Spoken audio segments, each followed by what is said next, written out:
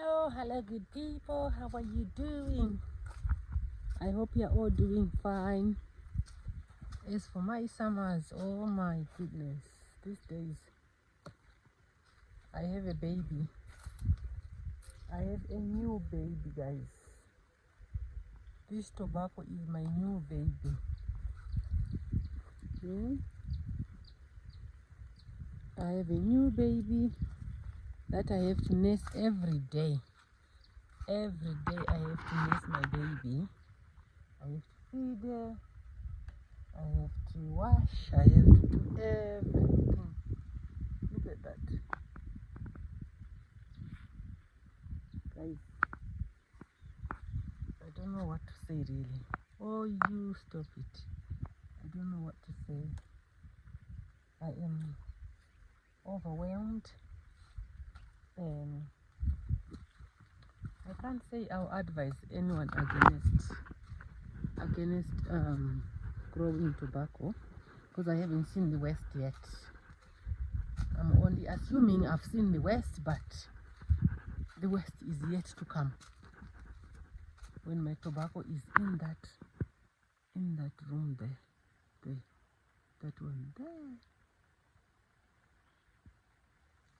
the barn, the hot room, the cooking room, where this tobacco will be cooked. I don't know where I'm going, where I'm coming from with this tobacco that I started when I wasn't fully ready. Well, I wasn't actually ready when I put the nursery. I think I slowed the process. I didn't know that I need to be fast. I need to catch up with season that fast. It's huge, it's a huge field. Some people ask me to count, or they ask me how many plants you've got, but it's all difficult because I have small plants that will not give me as much.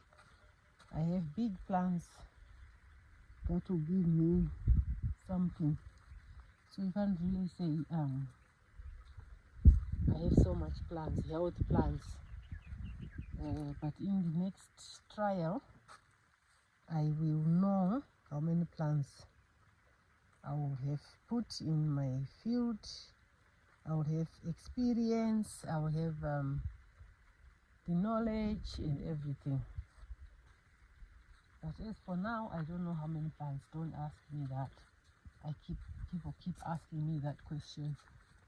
All I know is I have a hectare and something, a hectare plus.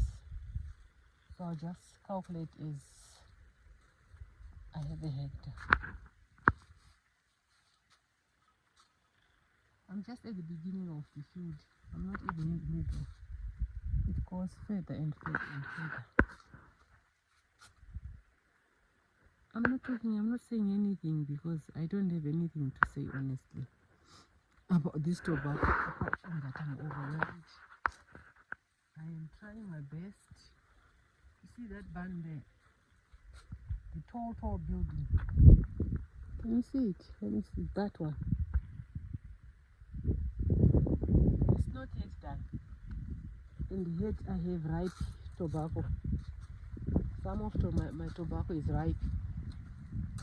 And the barn is not yet ready. I don't have a shed. I don't have so many things in place. I need to have a good budget on the side for these things. You need to have a good budget. Otherwise, you fall apart. Otherwise, you tell yourself that I'll never do it again. But once a soldier is always a soldier. If I manage this one, I'm sure I can manage future.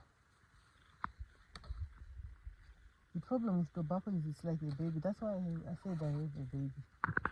You have to nurse it every day. You have to make sure it's to walk around the whole field every day, checking what's going on, and where there's a problem, you sort it in time, and It's just draining, really draining. So I have to be removing suckers.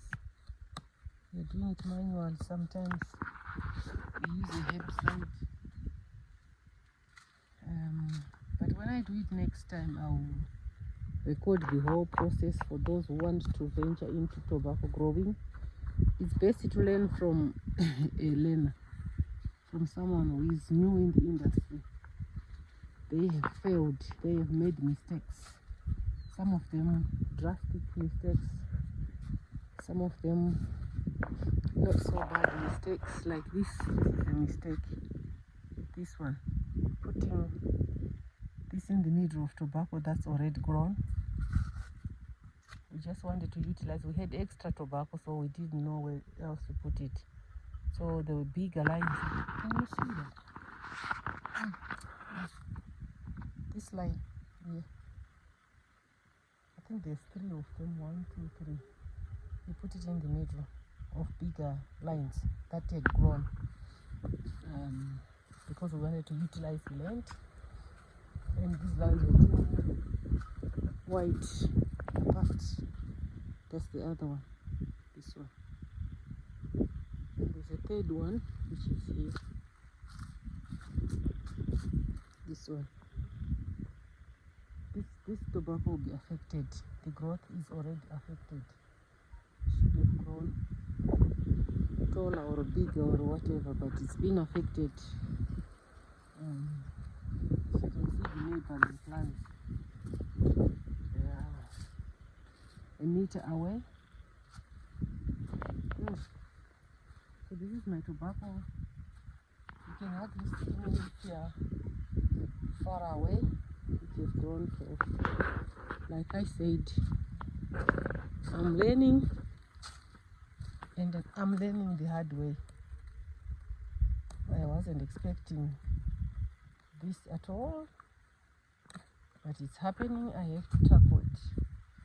But to be fair, I have good people around who check on me, who check on what I'm doing, who check on the progress, even either on the phone, or I was let down by people who were supposed to be there for me from the beginning. It's a story for another day.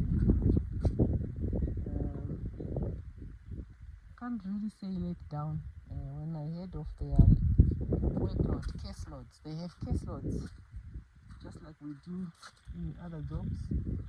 They have a caseload. One of the agronomists told me that she has 189 farmers. She has to see them in 2 weeks. In my work line, I've never had. The maximum I was supposed to have was 35, a workload of 35. But she has 189 that she has to see within 2 weeks.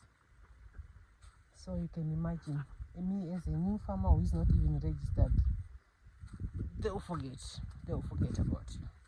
You just have to keep chasing them, you know. So that's what happened. That's why, that's when I made mistakes, because I was alone and I had people who appeared to know, and yet they don't know anything. They don't know anything. They've done this like a long time ago, but they appeared like they know current information, current building of the barns, current everything, but they have very old knowledge. Things have changed. Farmers have changed how they grow this plant. So we have to come again another day to take off these suckers, these ones, manually, because we are tired of putting the sucker killer. We are just tired. There's something we were not doing right. So so that's my chit chat for today. You want to see this line? This one. Yeah, it's big, it's massive.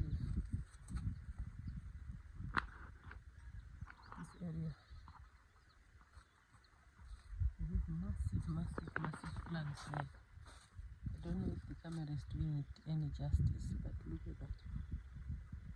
The whole field must be like this for you to get maximum. Some of the leaves are over a meter. Some of them are almost a meter. Yeah, this one is taller than me. This one is taller than me.